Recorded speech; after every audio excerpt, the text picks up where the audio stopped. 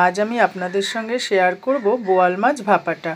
আমি বোয়াল মাছটাকে একদম সুন্দর করে ধুয়ে পুছে পরিষ্কার করে নিয়েছি।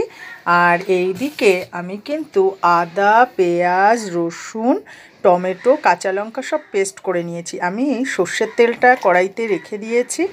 আর এইবার আমি কিন্তু এখনও গ্যাস জ্বালাইনি। এরপর দিয়ে দিচ্ছি পরিমাণ মতো জিরে গুঁড়ো, হলুদ গুঁড়ো, আর দিয়ে দেব নুন। এবার এই সমস্ত মশলাগুলোকে আমি একসঙ্গে সুন্দর করে মাখিয়ে নেব। মাখিয়ে নেওয়ার পর আমি বোয়াল মাছগুলোকে সাজিয়ে দেব। সাজিয়ে দিয়ে আমি ঢাকা দিয়ে দেব। এরপর গ্যাসটা ধরিয়ে দেব। এবার সুন্দরভাবে মাখাটা হয়ে গেছে। আর আমি বোয়াল মাছগুলোকে এক এক করে কিন্তু সাজিয়ে দিচ্ছি।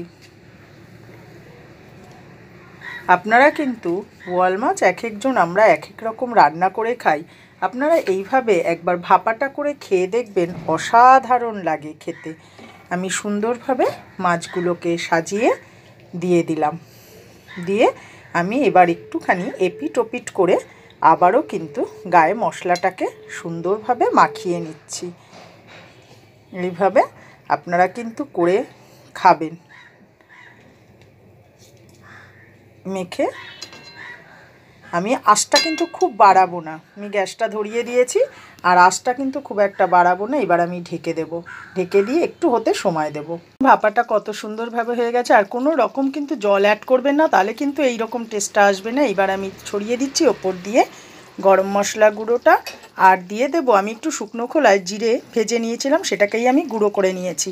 এবার এটাকে দিয়ে আমি আর একটু নেড়ে ঢাকা দিয়ে দেব। আমার কিন্তু বোয়াল ভাপা কিন্তু একদম রেডি। এইভাবে আপনারা বোয়াল মাছটা কিন্তু ভাপা করে খাবেন, দেখবেন অসাধারণ লাগে খেতে। যদি ভালো লেগে থাকে আমার রান্নাটা কমেন্ট করে জানাবেন। আর আপনারা আমার ইউটিউব চ্যানেলটাও কিন্তু ফলো করবেন, সাবস্ক্রাইব করে দেবেন।